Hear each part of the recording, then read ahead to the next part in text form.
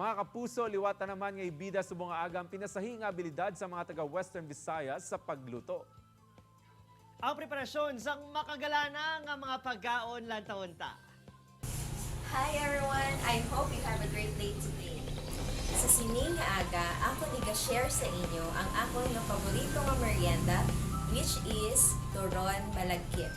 Ang aton nga 4 main ingredients, amo ni siya ang lumpia wrapper, malagkit rice, sugar, and then ang oil. Okay, so sigurata na kung paano lutoon ang turon malagkit.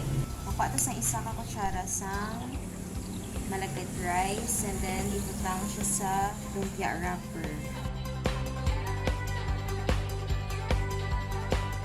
So, i-fry ta na ang aton nga turon malagkit.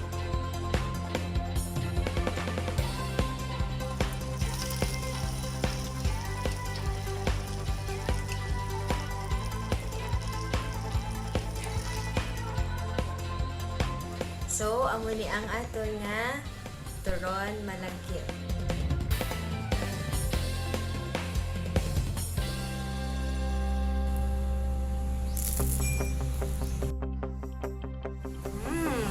Namit.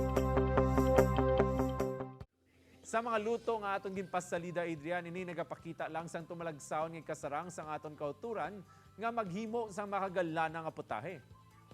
Kag sigurado said ang ibanta nga mga kapuso ang nagasugod naman subong sa pagluto base sa ilan na saksihan. Diri lang syempre sa GMA Regional TV Early Edition.